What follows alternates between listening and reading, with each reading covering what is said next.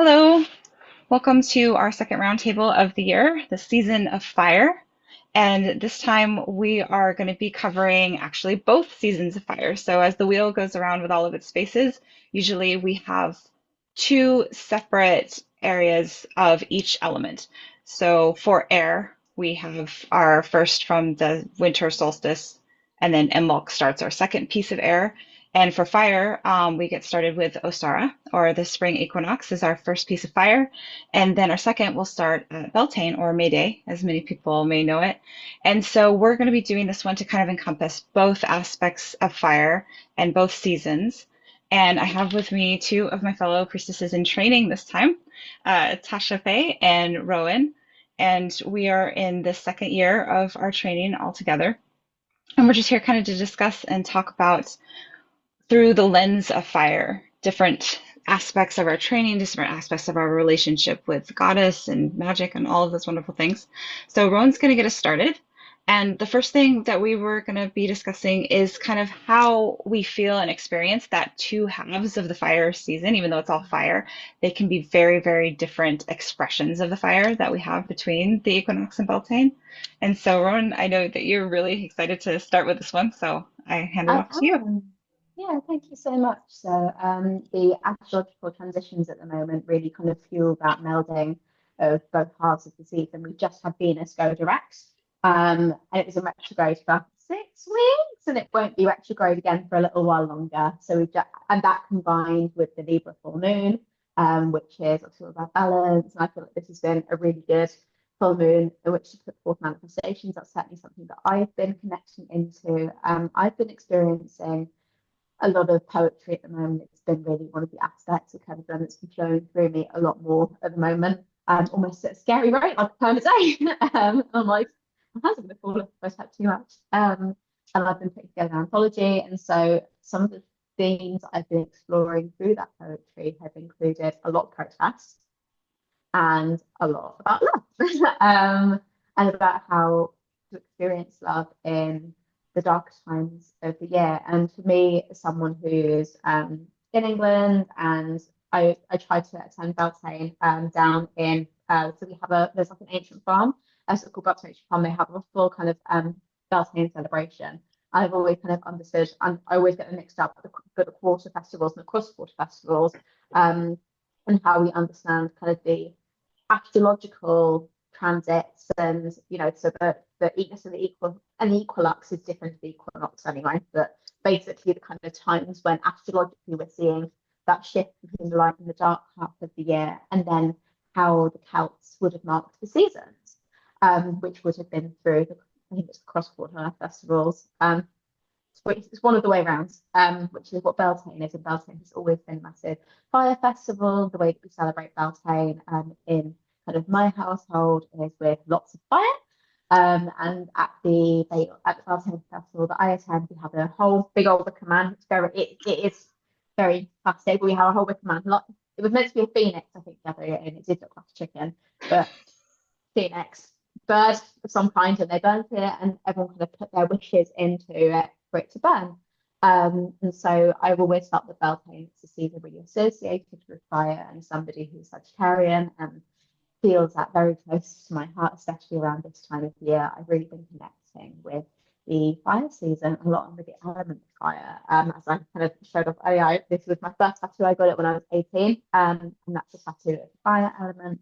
And I got it on my right hand for the kind of, for me that's it's the hand that I write with, it's the hand that I create with. So it's really about coming on that journey of learning how to express myself more clearly. And I feel that when we come to this time of the year, as everything starts to spring up again, and people start to almost wake up from the air time coming of more being in hibernation, basically because it's cold and we don't want to go outside, but also apart from that, the weather's getting better. The cherry blossoms are all out where I am at the moment, and the apple blossoms, and you can really feel how spring is coming forward and welcoming itself into where we are right now. And I feel like the fire, you almost look outside and there's just everything's springing up, and there's new flowers and new blossoms every single day. And I think that's one of the reasons why I really connect this time of the year to be with fire, not only because We sometimes I think need a fire lit under us metaphorically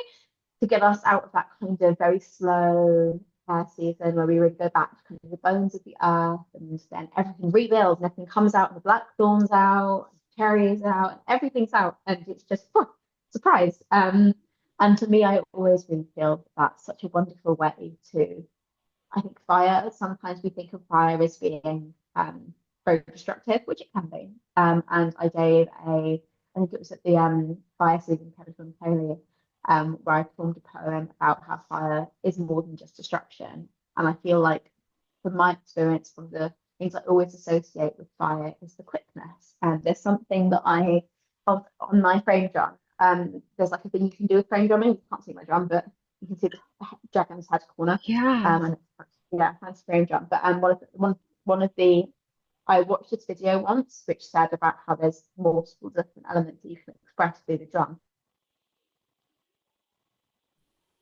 and fire being right at the corner, quickness. And I really feel that embodies that kind of elemental aspect of fire, not just the not just the physical fire that we experience, but what's the etheric and the elemental nature of fire. And for me, it's creation, actually, in a lot of ways. It's rebirth, it's renewal, it is awakening. I always associate fire with wands in the tarot suits.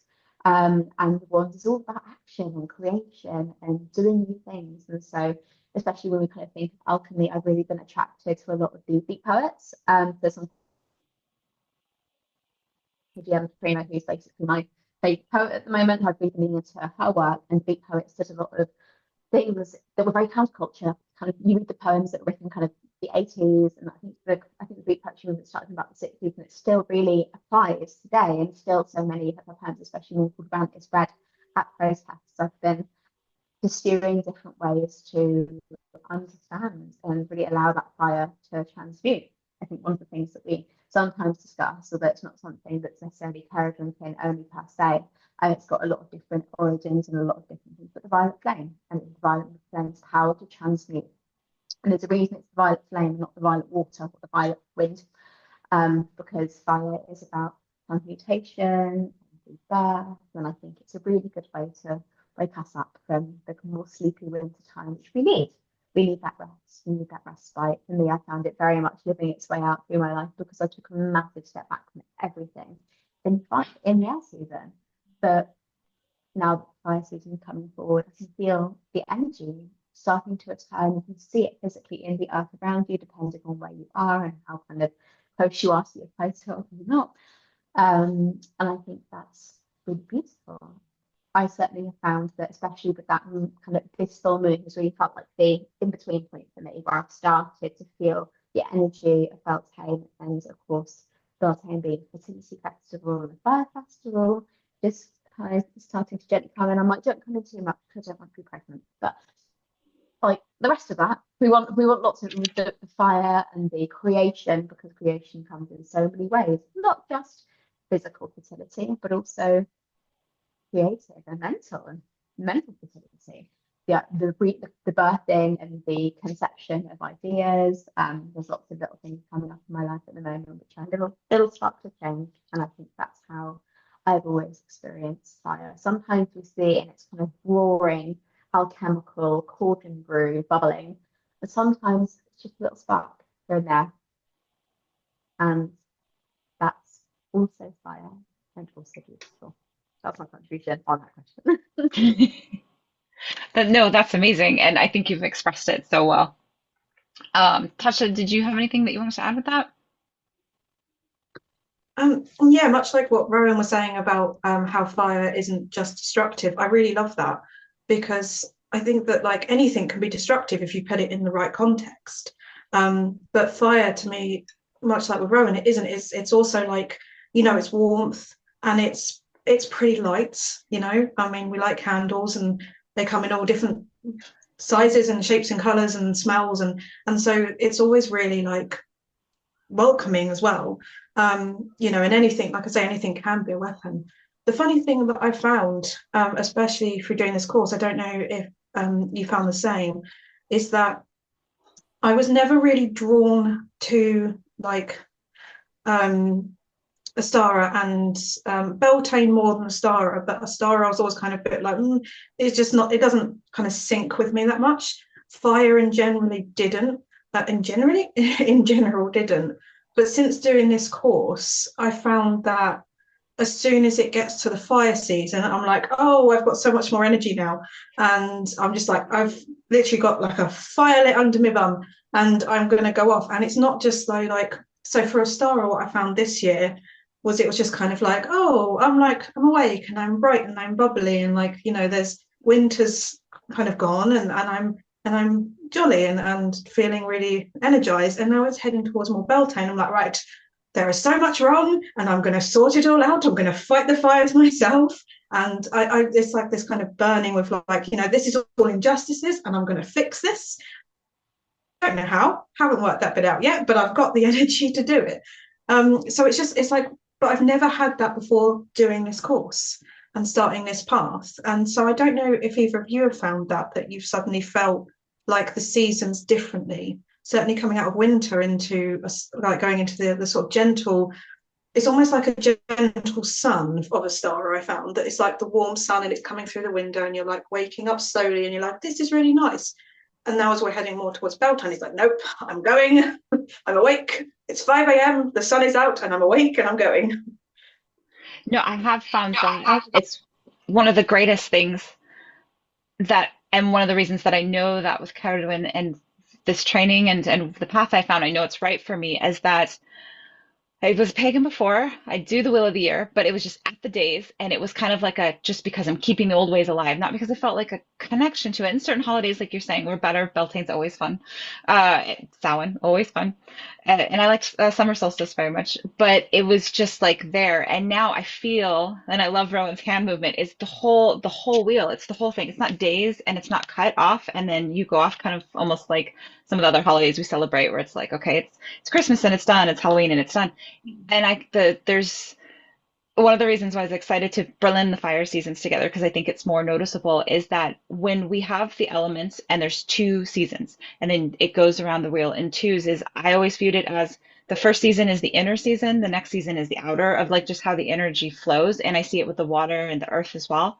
And so like you, like Ostara, I love astrology and astronomy. So Ostara was really just, I like the balance. I like the stars. I like how it goes.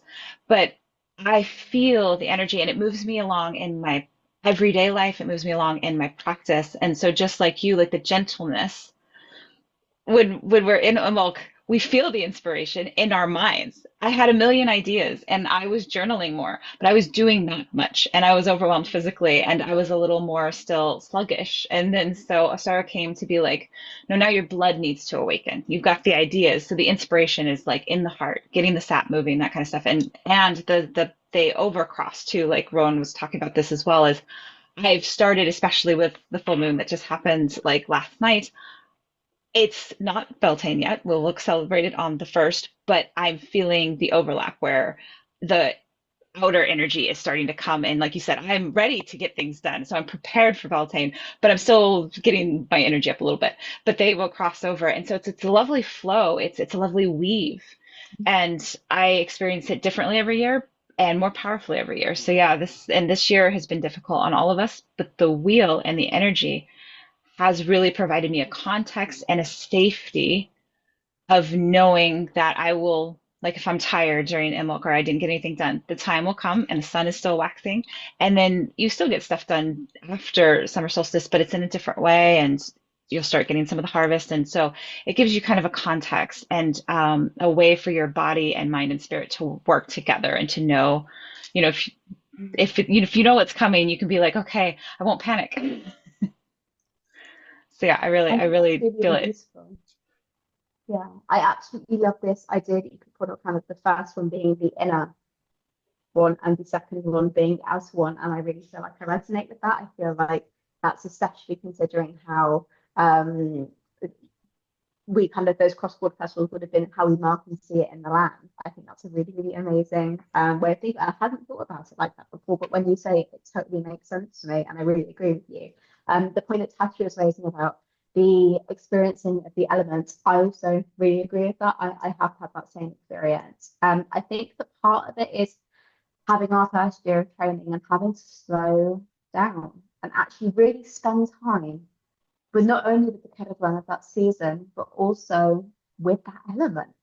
And to instead of it being like, right, it's Beltane, here's one Friday, um, having to try and get into more of a daily rhythm, even if that's not always daily devotional, because we all want to have daily devotional, but we don't always devotional, because life gets in the way and the world gets in the way. But I find that just like in nature, the fact that we wax and wane in our own, both if we think kind of our menstrual cycles, if there's somebody who menstruates, we have our inner winter, our inner spring, and our inner summer, and our inner autumn, and how we then relive those cycles throughout our entire lives. And many of these things don't have clear marked points.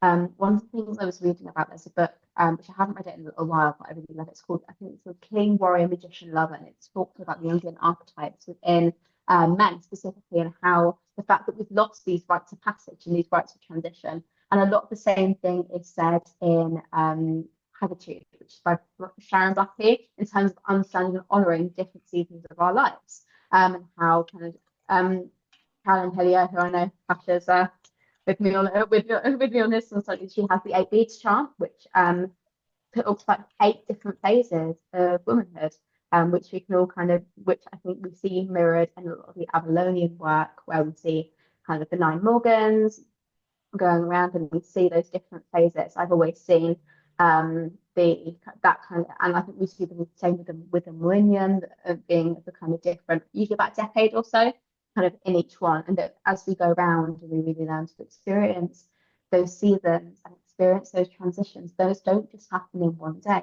They don't just happen overnight. I think that when we're tuned in to how those seasons move and how we move with those seasons, I think we start to feel the approach of it come more. And maybe it's because we're learning more, or we're sensing more, or opening ourselves up more to the experiencing of that season. But I really feel like it was almost like we just what I mean, it's like resetting your watch. Instead of us moving at the pace of the outside world and moving at the pace of, and especially the male dominated, moving with the sun for each day, rather than moving with 28 days of the moon, and learning how to embrace a slightly slower life and the appreciations of the seasons in every single tiny little milestone, every single bud that flowers, every single plant that resonates itself, of course, every single feather. And it's one of the reasons that I really like the Avalonian wheel. As I always get confused when I go to like bigger pagan rituals. They're like, and we call to the air in the east. I'm like, that's the wrong direction. I actually can't even remember, which tells you how distant I am from it. And I really do like how we have fire in the east. I recognize, I think I really resonate with that a lot more. And with this kind of part of the year and this part of the season, I think it's really beautiful that we've had a rediscovering. And I actually, even from the beginning, I think it's not just in the Avalonian tradition that it has it that way. There's another one, I can't remember which one it is. But the experiencing fire in the east, north being air, south being water, west being earth, is, I think it's one quarter turn round, one of the ways from the Wiccan wheel, which is kind of the OG thing. And obviously we do incorporate aspects of the kind of Gardnerian Wicca into our kind of 3-strand training and history as priestesses, or priestesses to be. And I think that it's really amazing that we get to bring in that almost that kind of concept of wheel of the year, but we get to twist it just slightly to make it align with what feels right for us. And I think that and I always ask myself the question of, is that the answer that came to us because it's right for us, that came to us, or did we come to it because it was right, because we were right for it? Is it? So that's kind of a question. That's one of those infinity questions that can make your mind spin for hours. Chicken or the egg? Which one came first? I will mention though that at first I was a little thrown by it, but yes, I think it fits us. But also there is some documentation that it really was how the Celtics did it, how the everybody's been in these lands and in these islands. They had people from Turkey come all the way thousands of years. It's a fascinating history and also Mm, the land and the soil itself will kind of reveal its fascinating history. But even though our Celtic forebears didn't really write things down, everything was memorized. There are hints in the stories and the myths, both in Ireland and in Wales, that the wheel that Avalon is spreading and telling people about is the wheel that they follow as well. And the Wiccan one, while still true and still works for a lot of people, it even works, in the different lands, it kind of comes more from a high magic east, yeah, Fertile more Crescent area. ceremonial. And the east winds bring like rain and that kind of stuff. And so like that's like the air, and that kind of thing. And so it's just the kind of like a weather thing almost. But yeah, so I do think that it's kind of tied into history. But I like your question of like, do we fit it or is it just the right fit or do we fit it? It doesn't fit us, kind of a thing. It's interesting. Let me see. What was the one thing I wanted to ask though? There was one more thing. Oh yeah. Rowan, what you were saying about, I just want to call it out, is the King Magician Warrior Lover. I think that book is excellent. And when we are at every point of the year, there's always a balance of the masculine. But I really, really do think that when the sun is waxing and it's Ostara, people like to use that word, but we'll just say the spring equinox and Beltane too. This is where the masculine part really gets their time to shine. Of like, even if you're a very only goddess dedicated person, which is perfectly fine, you do what works for you. I do think even those types of practitioners amongst my friends and stuff like that, they'll start acknowledging the masculine. They can't help it. It's there. They're like, hi. And that book really gives you a context for everything because I think the lover is just always pushed, like, oh, okay. And then, the sun god that rises and dies again with the Wiccan stuff like that. And I think there's so much more deeper to go. And if you're interested in the male aspect at all or feel called to it, like these two seasons are definitely they're a great time to embrace that. So I'm gonna make sure that we list that book in the description of the Okay. video so that people can look at it because it's a really great perspective to just dive into, dip your toe, see, Mm. we've all been very harmed by the patriarchy. A lot of us, I think, do have a reaction too much to like bringing some of that in, but it can be very healing and go at your own pace.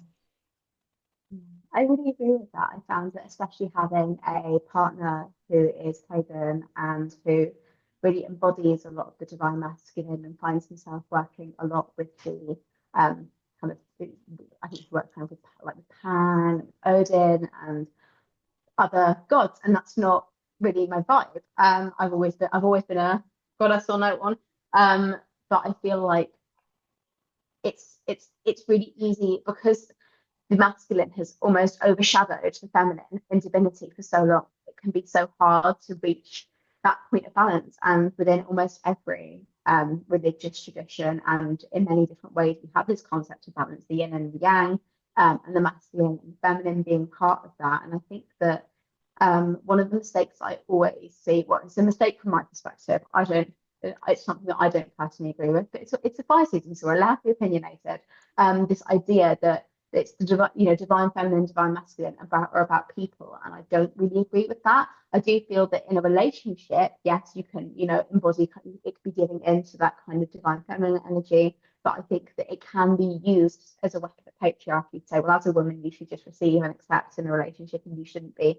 I think that it can almost be a redevelopment of that idea, but I personally think that we all have, and it's kind of like the yin and yang, where we have a bit, even in the yin, there's a dot of the yang, and in the yang, there's a dot of the yin. I think that we all have our own divine masculine as people who are feminine aligned, and the opposite way around. And it's when we try to exclude that as parts of ourselves that we find ourselves out of balance. For me, I found that reconciling with the idea of femininity as sacred, and I was raised in a very gender neutral household. Not that I was told that I was a certain gender, not that I wasn't told the gender that I was assigned at birth, but I had Barbies and toy cars. And I found that having that balance was really helpful for me moving forward and seeing positive divine masculine energy embodied in somebody in my life and seeing how somebody can connect with that without it being which is probably not the easiest way to phrase it, but I think you guys know what I mean when it's the idea of masculine as domineering rather than as grounded and settled and um, seeing its action. I agree to some degrees, and seeing the feminine receding, but I think we have to. I think sometimes it's almost like kind of how sometimes people will pick bits out of holy books and go, well, we're going to follow this specific bit, and then we ignore all the rest of it. I think when we're able to step back a little bit and take a big picture view and remove ourselves from the constructs that sit more widely in society, and we're able to hold those aspects of masculine, feminine without judgment, without bias, and actually just sit with them. I think actually it can be a really beneficial thing to do, especially for those of us who have been really harmed by people who have embodied masculine in all the wrong ways, in a wounded way, just as people can embody feminine in the wounded way. I think that when we're able to, in our own pace and in our own time, and when it's right for us and right for our part of the journey, I think I personally found it really helpful to seek to understand what that was like, because I've never been a man, I don't think. Well, previously, but not in this one at least.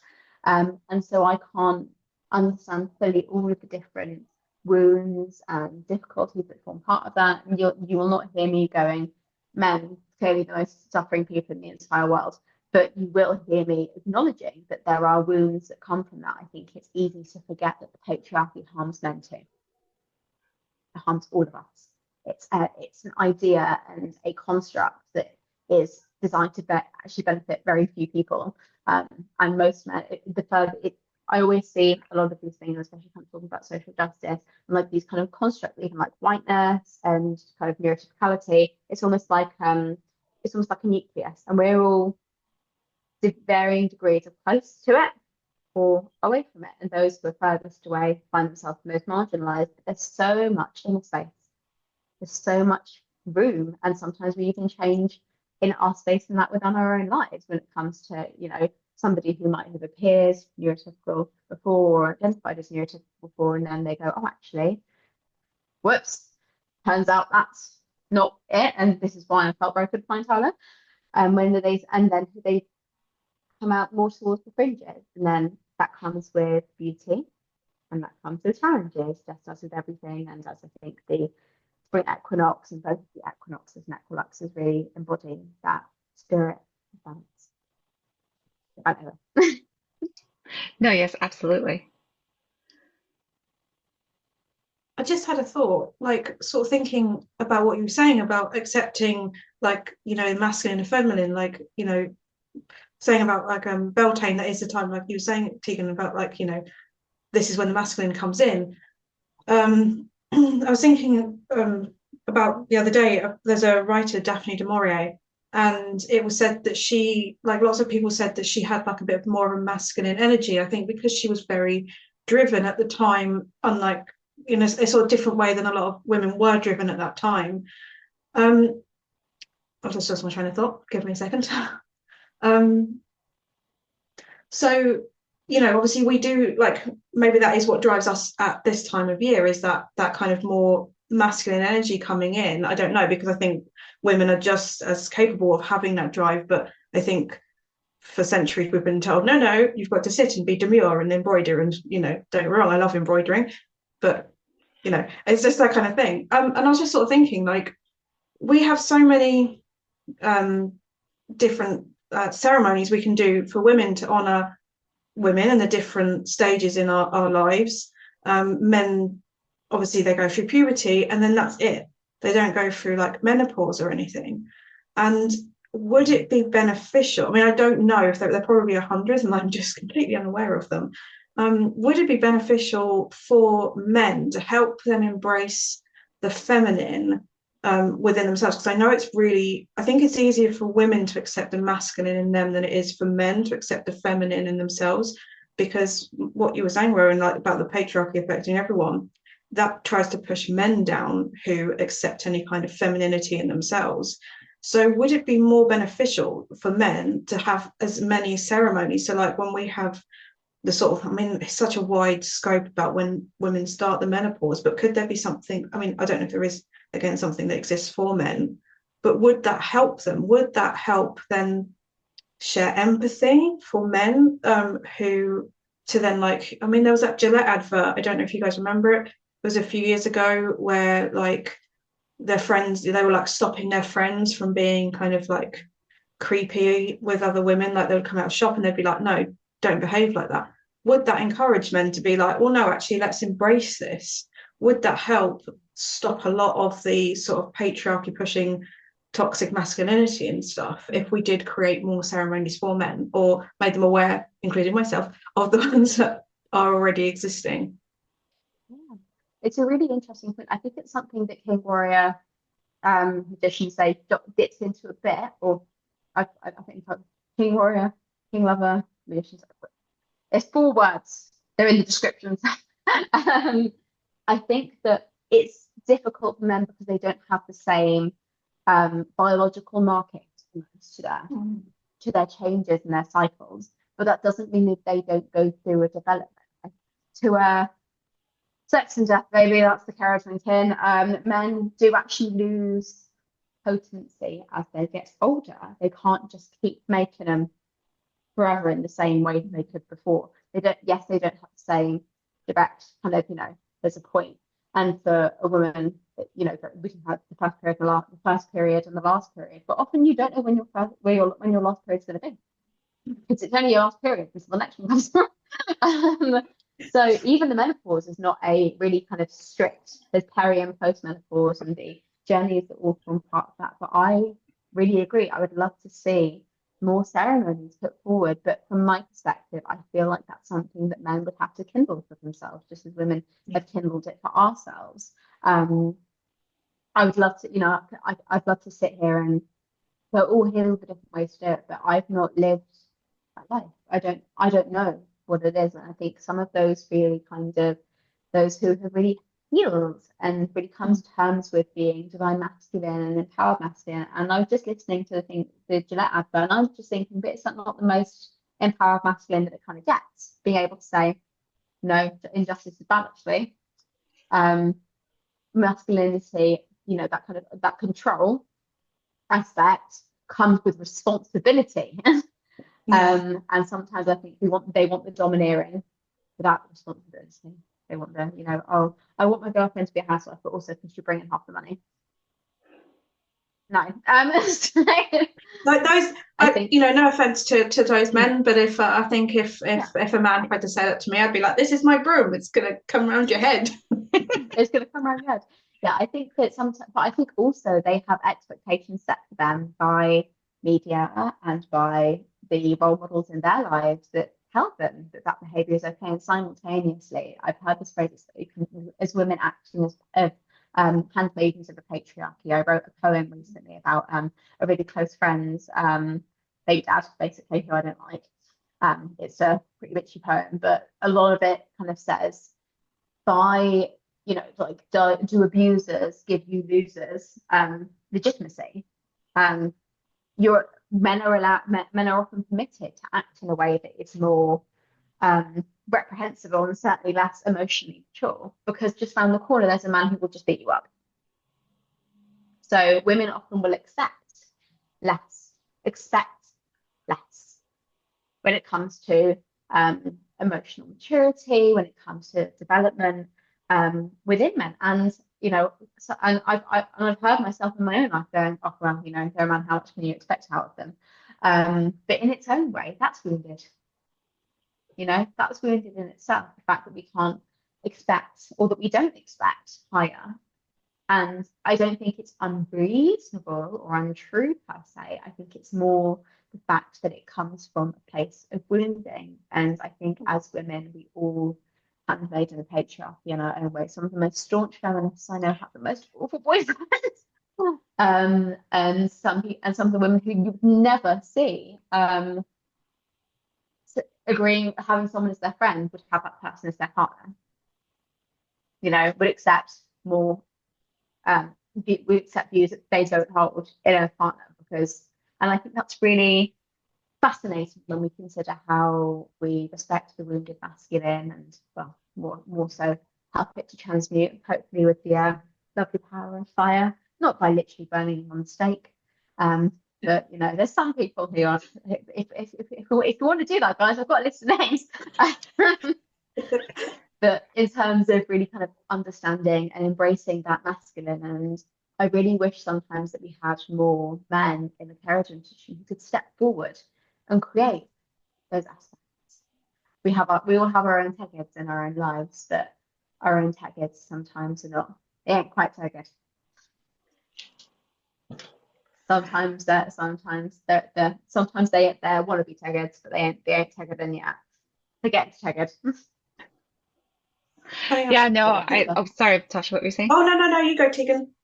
No, I was thinking about like, it hadn't occurred to me before we started this, but like, yeah, we need to talk about Tegid a bit because he's, and I think that he gets excluded from the information that's available to people who probably aren't training to be a priestess or aren't part of the Avalonian tradition that we have in Avalon for Cerridwen.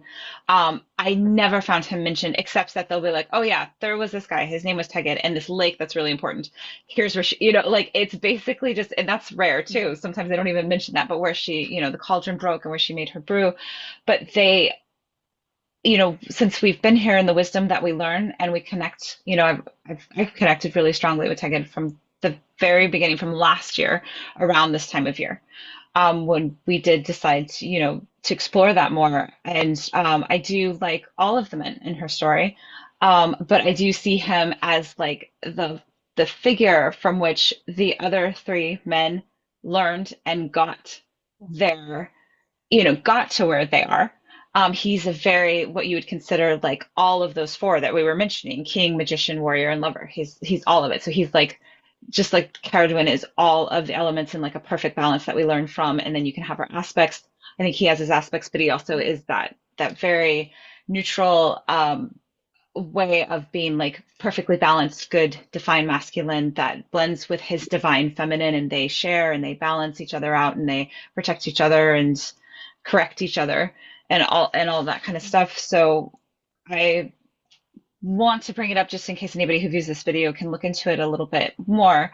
But also too, I want to bring about that like what you said, it's a balance, especially because the world is becoming more knowledgeable. It's not even about more open, it's just knowledgeable about the spectrum of everything, of male to female, of sexual desire to no sexual desire, to desiring different partners and all of that. It's like that. It's more of a circle, it's a wheel, it's not even a line from here to here.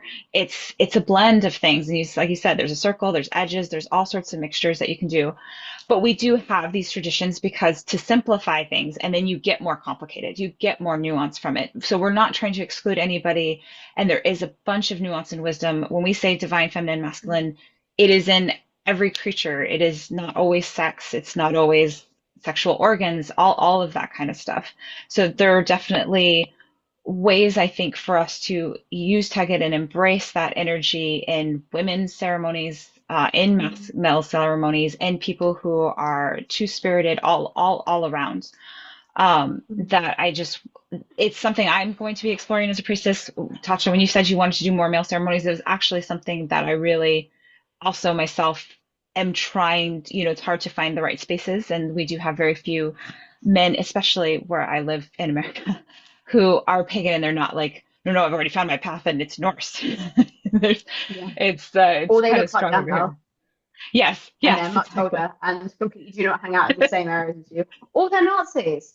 That happens too That much. too, that absolutely happens. So, but I'm looking for the opportunities with which to do so, and I would like to do them for men. But Yeah. also, one of the ones that's going to be coming up is a polyamorous friends of mine that are a throuple are going to have a baby together, and they have different there's partners that are more masculine, there's partners more feminine. And so I'm going to be making sure that when we do some of the ceremonies around the birthing and around the birth of the child, Mm. the male will be brought in, the father figure, the leader, the head. And so it'll be for the women, but that's how they identify, you know what I mean? And they don't always identify, but they partially do. So that will be part of that balance and calling in. And so I think it's just about you brought it up, Tasha, and Rowan's thought deeply about it. I think it's just more about us being prepared to always kind of keep it in mind. And Yeah. because of Tegid, I think that we have a very healthy masculine energy to tap into to guide us that as we learn and as we want to do rituals. And I'm sure we'll expand past that. But I like that we do have that balance, and it may be hidden to people who, don't maybe attend our rituals or don't know the deeper stuff that we're learning. So to as much as we can, I'd like to bring him up and bring him out. So I was so glad that the conversation kind of flowed that way. I always kind of see Tegid as being kind of like Cerridwen is the Arwen. It's almost there's three different rays of almost masculinity represented through the other aspects of the wheel, and Tegid is the one who brings them all together, kind of like how Cerridwen does, except I think her rays of wisdom are so different, but I think Tegid holds its own inspiration and the different rays and aspects and faces and mirrors of masculinity. I feel that Tegid really brings so many of those together. Underrated, more Tegid. Yes. But I'll hand over to Tasha because I know Tasha had something to say. I really love that. I really love that way you see Tegid as bringing them all together. I think that's really beautiful, because I think it is really important that we do acknowledge him, because we acknowledge Morfran as part of the story, and so I think it's really important that we do acknowledge Tegid. And I forgot what I was going to say. Bear with me; it'll come back to me. Karen. I guess that the only one thing that I'm thinking about it, one of the things that really circles back to me, especially around this time of year and when we're honouring the kind of more masculine side of the wheel, is how Tegid must have felt when Cerridwen came home pregnant. Mystery baby. Oh, how did you get this baby? I ate him. First of all, supportive husband. But second of all, I think I've never really felt seen or recognized how that must have felt for him. Because I don't know how, because I think I've always felt that Tegid must have looked at that and most of all must have been grieving and sad for Cerridwen's pain, because it was pain. It wasn't consensual, really, was it? She didn't choose to be pregnant. A dichotomy that many women in the world unfortunately find themselves in still to this day. And what is the right response for Tegid in that situation? There kind of isn't one. But he must have had some feelings about it, because oh my God, if I was Tegid, I definitely would have had some feelings about it. They wouldn't have. I don't know whether he would have. I think grief really is one of the aspects that I would have gone through for a loss and a gain and change. But what sometimes I find myself retelling kind of a story to people here, in a very non-divine kind of, and wait, and then the head eats sea, but wait, and then she's pregnant, and then she wants to kill him, and people like, it is a story that kind of has so much, it's a really good story to tell, but simultaneously it's a story, it's interwoven with so much pain for almost every single person in that situation. For poor old Guillaume Bach, who burnt his poor finger and then had someone chasing him down when he's just got these new powers, to Cerridwen carrying a baby that she is really kind of out to murder. And to Morfran, seeing his mum want to change him, or perceiving the failure. All of these kind of webs that exist always within family. And I just wonder how that entire experience must have affected everyone in Cerridwen's family. But of course, that's a story I don't think has been fully told yet, but it will be told one day. I always this comes in my mind quite a lot, like how Tegid must have felt about that. And I always have the same image that comes to mind, which is when I see Cerridwen, when she realizes that she's now pregnant with this baby, and I can just feel her grief of like, oh my God, you know, oh myself, goddess and all, like, what do I do? How has this happened? Like, and I feel her exhaustion of the whole year of gathering the Awen and all of that. And I always see Tegid seeing her go through all these different emotions in like that quickly, that she's trying to process. And I just feel like there's a kind of unspoken acceptance with her of like, you know what, I trust you. I know what you know, what's best.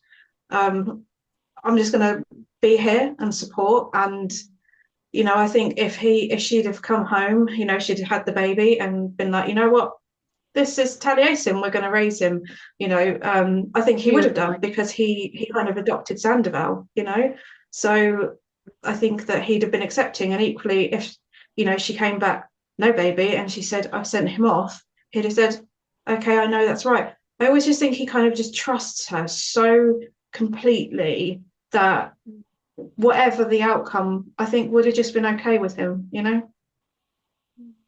I definitely get that. For our time to the story between them is actually really healthy. And I don't feel like we're making that up. I feel like the silent spaces in their story, because of the patriarchy, any Celtic story, and the Mabinogi especially too, you will find the Christians filling it in with poison patriarchy, even though it's never said.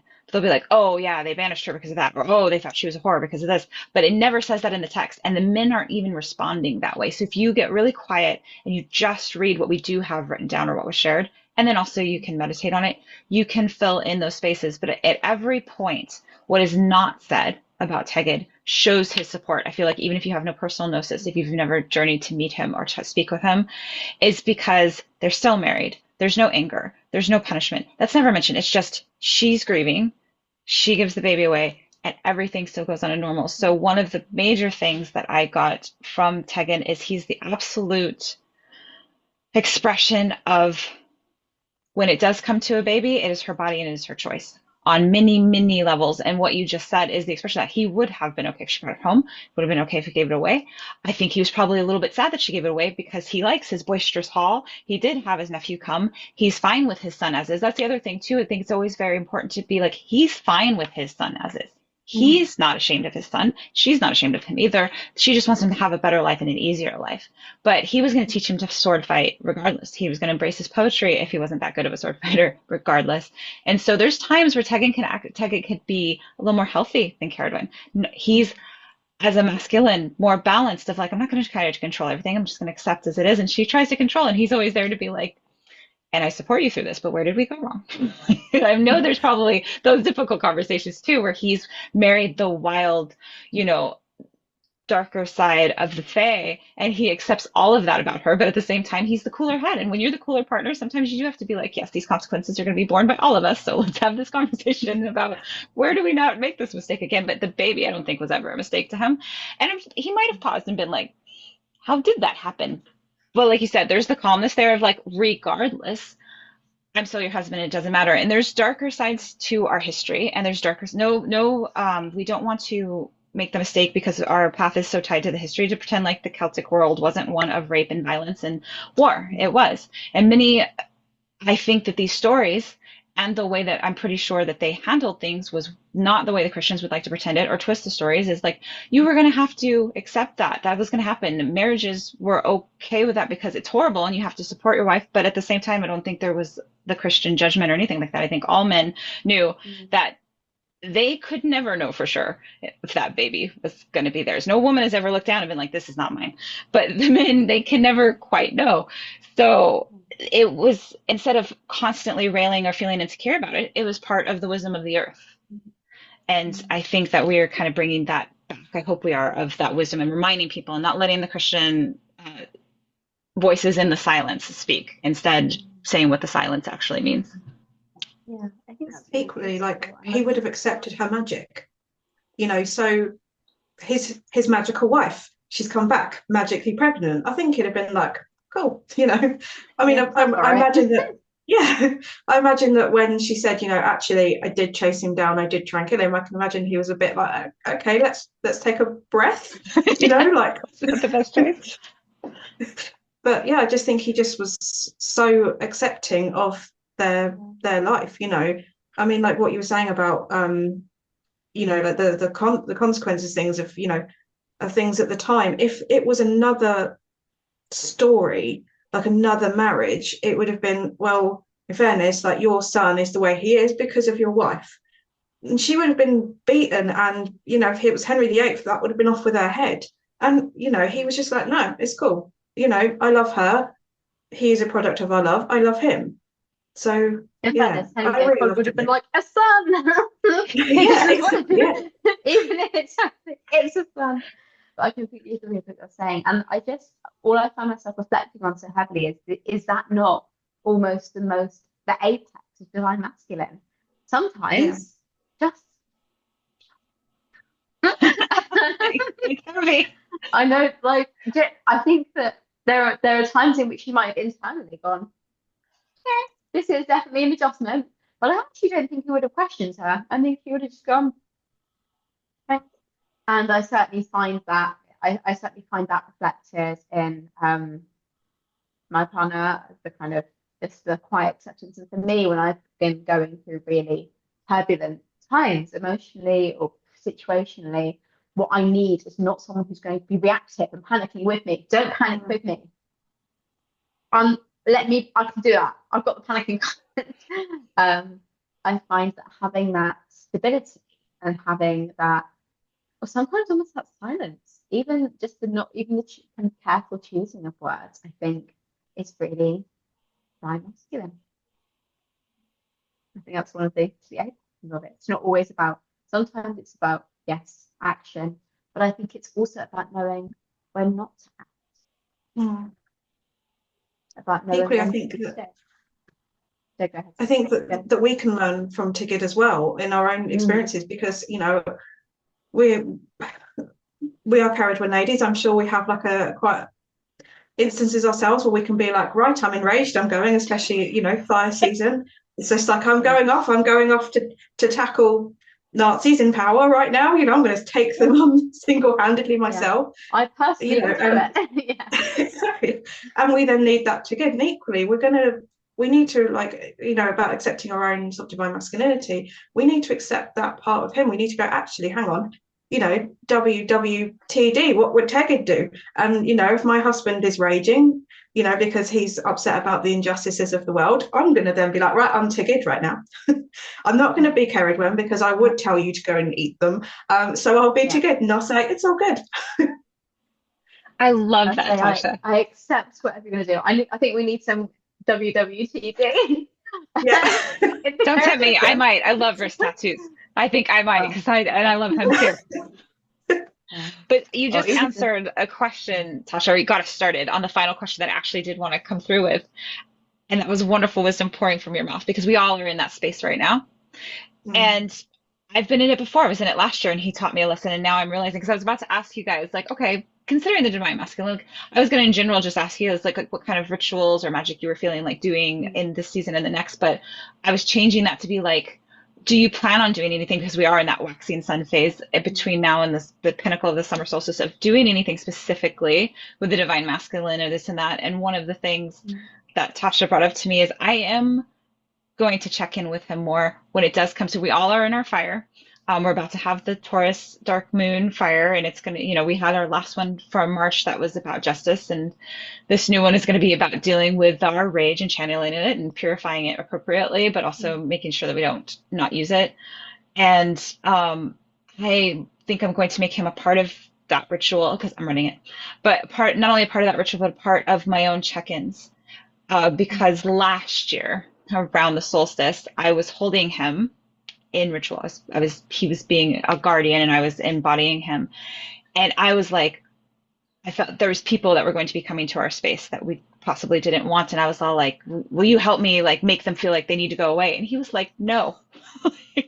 He's like, no, if we can all get along, they're invited. This is a space for everybody. He's like, if they are aggressive, I will, but no one will say I don't keep a good hall, that I am not inviting and welcoming. And that was very big in Celtic culture. And he was teaching me that lesson of like, no, I'm not going to do what you're asking. I'll protect, but I will protect in the way that is appropriate and in line with the values and things like that. And that really taught me a lesson of like, you don't always have to go on the attack, but that is some of my trauma. And so, yeah, I'm going to be checking him with a lot more, with him a lot more. I'm going to bring him into our April DM. And so, how about you guys? Are you feeling kind of inspired to tap into that for your own personal? Yeah, yes, I am actually. Tasha, would you like to go first? Oh, yeah, I was just going to say, I've just suddenly had the idea while you were talking there, Tegan. I was just like, I've got some air drying clay. I'm going to make a little Tegid for my altar. You know, I'm going to have him in my space, and I'm going to call him in, and yeah, and definitely bring him forward, and have that reminder of what you just said. You know, like that was the Celtic way of like everyone is welcome in my hall, and especially as he was trying to, you know, kind of encourage that for more Fran, you know, he was like, no, accept him. So yeah, I'm definitely gonna to bring his energy in, and yeah, be like, no, we're gonna be calm, we're gonna be welcoming. I mean, not that I'm ever rude to anyone ever. It's, you know, I might talk, you know, like, yes, I'm going to turn into an otter and eat you if you're a salmon, but I'd actually just be like, is it all right if I come near you? But you know, so, you know, yeah, I will definitely bring him forward. I think there's a lot we can learn from him as well. I love that. I think one of the ways in which, and one of the things that I think we've really leaned into in our discussion about Tegid today is about this concept of acceptance. And for me, I'm in a situation where there's lots of different moving parts. Some of those things are things that I might not want to accept and might have to find a way to come to terms with. But I've also got a really weird thing at the moment where I low-key have a publishing deal. Um, Oh, congratulations! And it's for I know I was just like, because I've been spending so much time kind of in the Yeah, it's admin, amazing. I put together like 70 pages of poetry. That's like overall. I've been writing a lot. And one of the things that I found, and I've had a conditional yes, but one of the things that I'm really trying to get myself into is to not grasp too hard.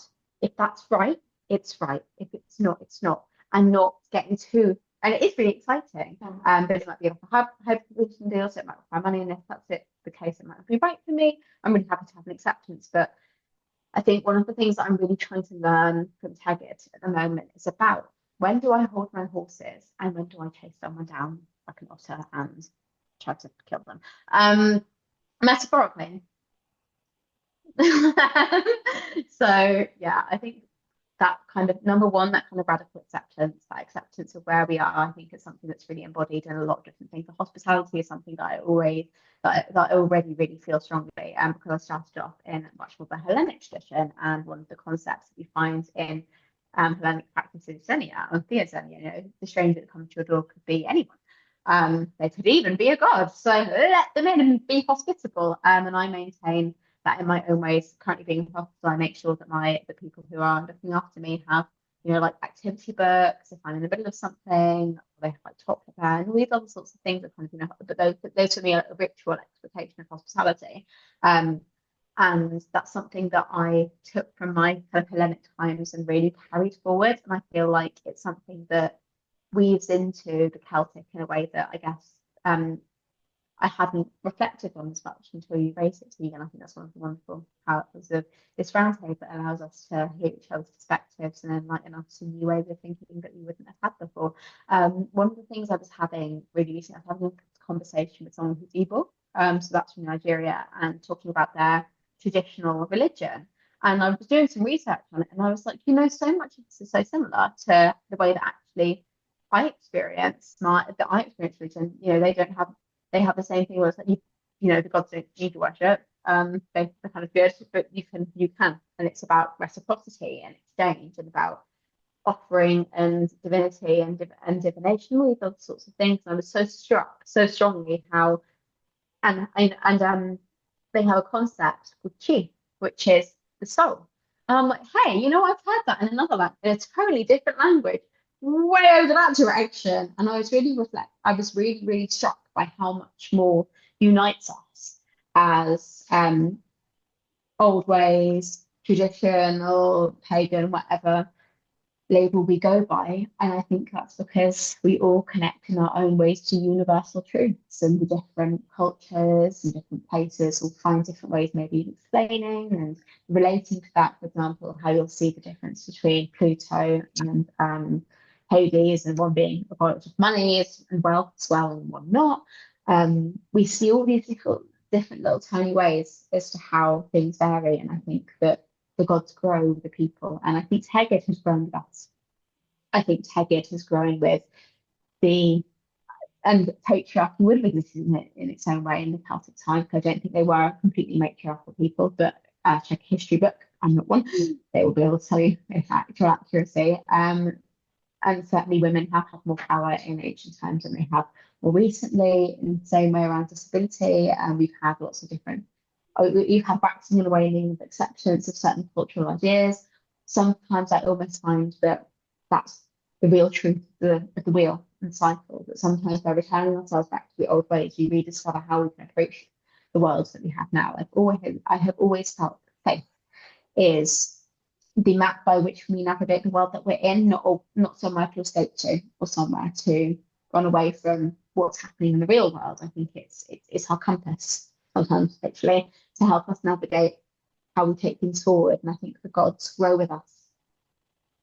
They move with us, they respond, and then as they're living, which is why in Cerridwen we are a living tradition. We don't just go, oh well, Cerridwen did it this way this many thousand years ago, and and everything's totally as it was, and we're always kind of totally reconstruct without understanding the concept of rediscovery and listening to somebody from a traditional religion who have had this connection, but it was more like 100 years rather than like 1,000 or two, and listening to differences and how that syncretism still occurred, and it's that process of not all Christians, but somehow often Christians, being coming in and syncretizing. And even in the Hebrew language, Chineke is the word that they use for the Christian God, but Chineke is actually the name for the head god per se in their pantheon as well.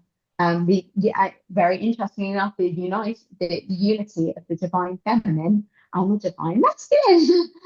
And I think it's so fascinating how we have all of these different ways. So for me, I feel that the fire season is one where I've really been pursuing things starting, opportunities to start to come forward, and the lessons that I'm learning from Tegid and from divine masculine is actually, when do I just kind of take a step back and go, if it's right, it's right. If it's not, it's not. And having not only acceptance and trust in the outside world, but also relearning, as I think we all do every year in different ways, accepting the body and the situation and the life that we have in different ways. I think that that's one of the lessons that I'm learning most from Tegid. I haven't had him on my altar, but I do like the idea of having little Tegid. But I always have him marked in the north. My north is over there. I always know where he is, and I called in the watchtowers when I first got to this space, and it was really. I remember when I did a full moon ritual ages ago as an outside one. There was someone smoking weed in the park I was doing. I was like, I've got to do it. It's full moon. Come on, get outside, girl. And I felt fear, and I called in the watchtowers, and suddenly they'd all run away by the time the ritual was done. Either because I was pointing around and saying magic words, or because of Tegid. But I'll take either in that situation. Hopefully, a nice combination. So I've always found it really profound that the way that our conversations evolve when we come together as a kin. Some of the reflections that I've always found in the in-person trainings, and some of the things that I've taken home with me, sometimes come from the conversations and after the training, when we're all digesting and reflecting and experiencing that material. And I think it's really beautiful that we get that these roundtables are a space where we get to do that as well. So I just wanted to say thank you, Tegan, for creating this space for Oh, us. thank you very much. Have those Yeah, I reflections. I'm the same as you. Like I've missed some of our in-person trainings, and I know that whenever we get together and we start talking, the goddess comes in, all lots of different people come in actually too. And Mm, it's for that, it's for wisdom. When we connect with each other, we give each other what we need, and then what we need, obviously people will be drawn that need it too. And it's how, and this is why I like the Celtic tradition of not always writing everything down. If you've ever been a writer, it's like stressful and you're mm, editing. The flow of oral wisdom and conversation really is what makes the world go around, and new wisdom just be born versus the pressure of writing, even though writing's good too and I like it. But yeah, talking Mhm. is a very great thing. So I thank you guys so much for making the time too, because we have a lot of Sunday things to do and we have a very busy world right now. So I really, really appreciate you guys making the time. I think we've had a really great discussion. And I'm amazed at some of the stuff that came out. I can't wait for some of our sisters and brothers to see this. Okay. Thank you so much, guys. Yeah, thank you guys for organising it like this. It's been really great. I love listening to you both and hearing your perspective on things. 'Cause I'm just like, wow. Yeah.